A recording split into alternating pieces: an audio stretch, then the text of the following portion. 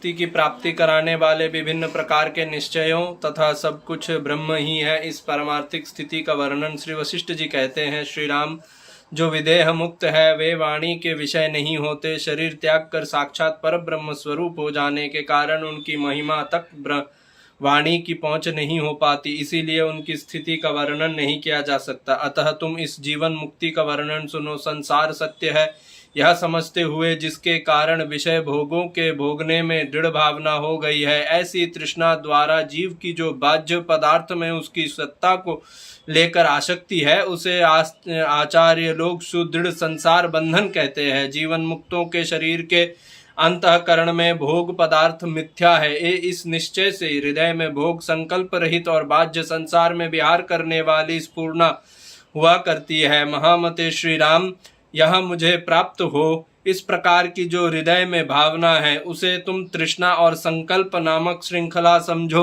उस तृष्णा का सत और असत सभी पदार्थों में सदा त्याग करके जो परम उदार हो गया है, वह महामनस्वी पुरुष जीवन मुक्ति पद को प्राप्त करता है। श्री राम, विचारवान पुरुष के हृदय में 4 प्रकार का दृढ़ निश्चय होता है। पहला निश्चय यह है कि मैं सिर से लेकर पैर तक माता पिता के द्वारा रचा गया हूँ। यह असत दृष्टि है, इसके कारण मनुष्य को बंधन प्राप्त होता है। मैं देह इंद्रिय आदि सब पदार्थों से रहित तथा सूक्ष्म से भी सूक्ष्मतर हूँ।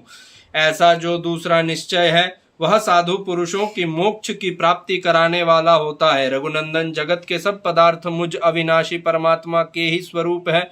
इस तरह का तीसरा विषय निश्चय भी मोक्ष की ही प्राप्ति कराने वाला है।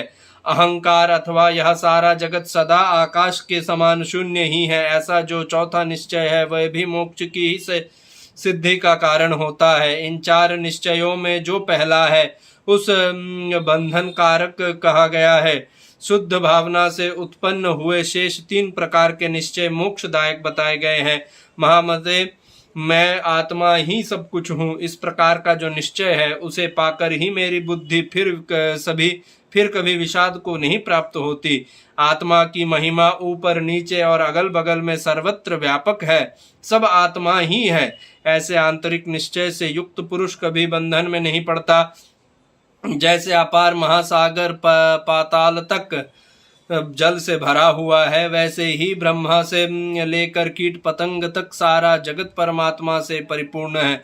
इसीलिए एकमात्र ब्रह्म ही नित्य और सत्य है, उससे अतिरिक्त जगत की कोई सत्ता नहीं है। ठीक वैसे ही जैसे सारा समुद्र जल ही है, उससे भिन्न तरंग आदि कुछ कहीं नहीं है। जैसे सोने के कड़े, बाजूबंद और नूपुर आदि सुवर्ण से भिन्न नहीं है, उसी तरह वृक्ष तृण आदि कोटि कोटि पदार्थ आत्मा से भिन्न नहीं है। परमात्ममयी अद्वैत शक्ति ही द्वैत और अद्वैत के भेद से जगन निर्माण की लीला को करती हुई विस्तार को प्राप्त होती है। वास्तव में ना तो अहंकार है और ना यह जगत ही है।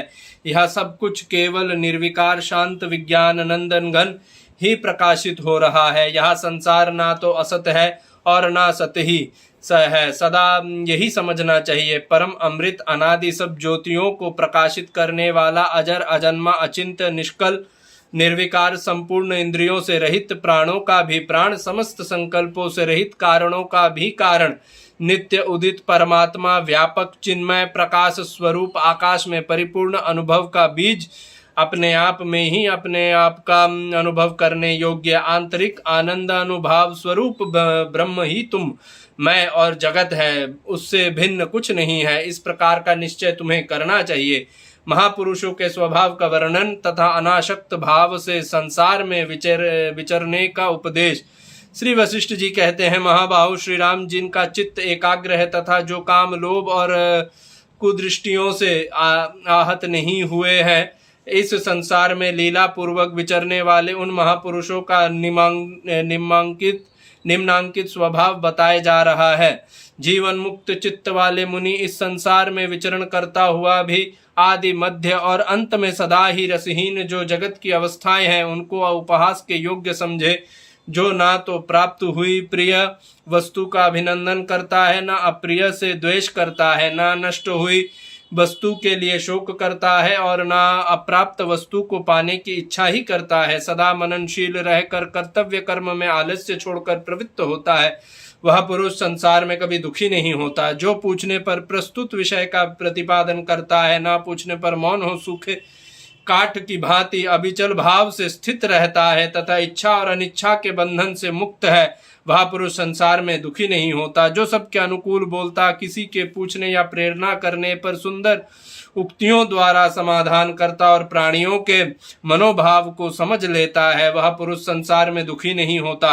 वह परम पद में आरूढ़ हो जगत की क्षणभंगुर अवस्था को अपनी शांत बुद्धि के द्वारा हंसता हुआ सा देखता है। रघुनंदन, जिन्होंने अपने चित्त को जीत लिया है और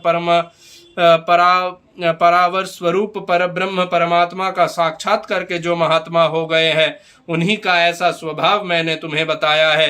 अपने चित्त को ना जीतने वाले मूढ़ मनुष्य को जो यज्ञ आदि कर्म है, वे फल की कामना से युक्त होते हैं, नाना प्रकार के दंभ मान मद आदि दुर्गुणों से भरे होते हैं, अतएव पुनर्जन्म आदि के कारण होने वाले सुख दुखों से परिपूर्ण हुआ करते हैं। इसीलिए हम उन मूढ़ मनुष्यों के उद्धार का कोई उपाय नहीं बता सकते। रघुनंदन, तुम तो भीतर से सब आशाओं को त्याग करके वितराग और वासना शून्य हो, बाहर से समस्त सत्कर्मों का एवं सदाचारों को ठीक ठीक पालन करते हुए संसार में विचरो। श्री राम, तुम उदार सदाचारी, समस्त शास्त्रीय कर्मों को भली भांति आचरण करने वाला तथा भीतर संपूर्ण कामनाओं और आसक्तियों से शून्य हो संसार में विचरण करो। रघुनंदन, तुम सब पदार्थों का यथार्थ रहस्य एवं अंतर जान चुके हो, इसीलिए जैसे अभिष्ट हो वैसी ही दृष्टि से देखते हुए अनासक्त भाव से संसार में विचरो। श्री राम, अहंकार से रहित अपने वास्तविक स्वरूप में स्थित आकाश के समान निर्लेप एवं निर्मल तथा कलंक से दूर रहकर संसार में विचरण करो।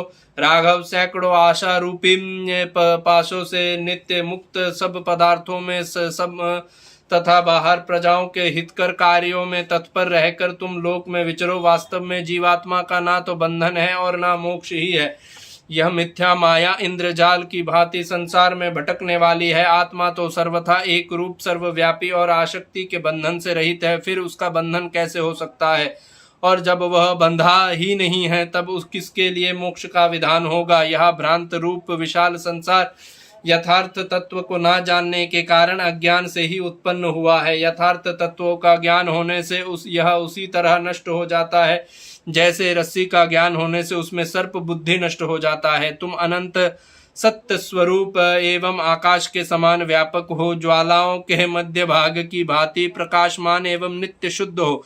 तुम्हारा स्वरूप किसी की दृष्टि में नहीं आता। तुम सूक्ष्म स्वरूप होकर संपूर्ण जगत के पदार्थों के भीतर उसी प्रकार स्थित हो जैसे मुक्ताहार के सभी मोतियों में एक ही सूत समाया हुआ है। महाबाहु श्री राम, यह शत्रु है, यह मित्र है, यह अपना है, यह दूसरा है, यह तुम हो, यह मैं हूँ इत्यादि भावनाएं यहाँ उसी प्रकार सत्य नहीं है जैसे दृष्टि दोष के कारण होने वाला दो चंद्रमा आदि का दर्शन।